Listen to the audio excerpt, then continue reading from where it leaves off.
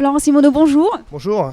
Vous êtes directeur commercial et marketing chez Chronofresh. Quelle est aujourd'hui la place et le rôle de Chronofresh dans l'écosystème de la livraison ?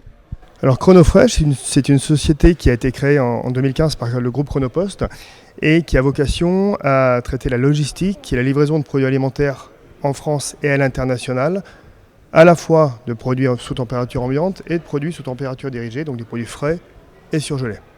Est-ce que vous avez des exemples précis, des cas d'usage ou des références de clients à nous communiquer ? Alors on a la chance aujourd'hui de travailler dans un univers qui est extrêmement dynamique. L'univers de l'agroalimentaire en France est puissant. C'est un marché de 360 milliards d'euros de chiffre d'affaires.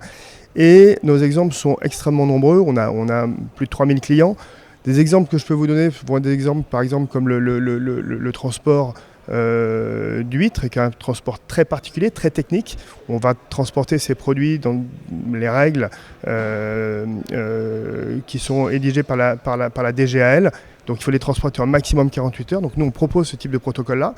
Des produits comme le chocolat, par exemple, qui vont être transportés l'hiver en sec, en température ambiante, et l'été sous température dirigée, donc en frais, à la fois auprès des professionnels et auprès des particuliers. D'autres exemples sont ceux qui ont trait à l'univers de la food tech. Je pense à tout l'univers des kits repas qui sont en plein développement, qui sont en plein boom et qui fleurissent et qui sont effectivement des nouvelles alternatives au commerce traditionnel. Donc les exemples sont extrêmement nombreux, à la fois en B2B et en B2C. C'est un secteur aussi qui doit faire face à des contraintes et des enjeux. Et dans les contraintes, vous en avez évoqué quelques-uns. Les contraintes sanitaires, les contraintes réglementaires.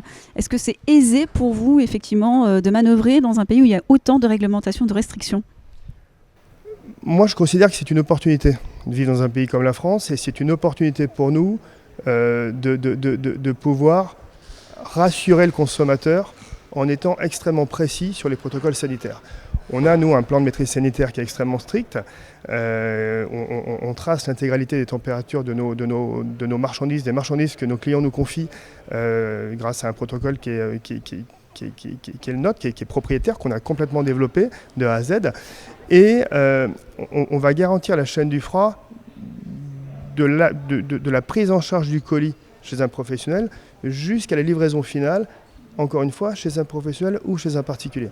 Et ça, c'est quelque chose c'est une chose à laquelle on tient énormément et qui, pour nous, est absolument déterminante. Donc, on a obtenu du coup la certification ISO 22000 qui régit le management de la sécurité des denrées alimentaires. Alors, vous œuvrez aujourd'hui dans un secteur qui est prospère, et qui dit prospère dit souvent aussi concurrentiel. Face à vous, vous avez des concurrents comme Amazon Fresh, par exemple. Est-ce que c'est difficile, challengeant d'avoir face à soi un concurrent comme Amazon ? C'est une excellente question, puisque nous, on ne les considère pas comme des concurrents, mais comme des partenaires. Ce sont des gens avec lesquels on est susceptible de travailler tous les jours. Et on a créé en fait un protocole de transport, un service, une offre de transport totalement innovante, totalement différenciante, qui s'adapte parfaitement à ce que peut proposer Amazon. Alors, on a aujourd'hui des modes d'approvisionnement qui sont de plus en plus digitalisés. Votre approche de l'innovation chez Chronofresh aujourd'hui ? Alors, on fait souvent un raccourci qui est de considérer que l'innovation passe par la digitalisation, ce qui est vrai en partie. Donc évidemment, on propose énormément de services au sein de l'entreprise qui touchent à la digitalisation, comme l'avisage de nos destinataires. Mais il y a également d'autres types d'innovation. L'innovation, elle passe aussi par le développement de nouveaux systèmes de traçabilité des températures. Elle passe aussi par le fait d'imaginer des nouvelles solutions techniques. Elle passe aussi par l'international, puisque les produits alimentaires français sont des produits qui sont extrêmement courus à l'international. On a à peu près 20% du chiffre d'affaires de l'agroalimentaire qui est exporté aujourd'hui. Et la solution qu'on propose, elle a vocation à dépasser les frontières de l'Hexagone. Vous avez évoqué l'international, on terminera là-dessus, et plus particulièrement de votre déploiement à vous. Vous avez commencé à initier ce déploiement en Europe avec l'Espagne en 2016. Vous en êtes où aujourd'hui ?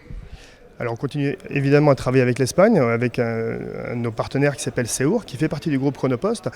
Et nous avons évidemment des projets de déploiement à l'international en Europe, puisqu'évidemment les pays frontaliers sont une cible prioritaire, mais également en Asie, et en particulier au Japon, avec un partenaire qui s'appelle Yamato, qui a été une source d'inspiration pour nous en 2015.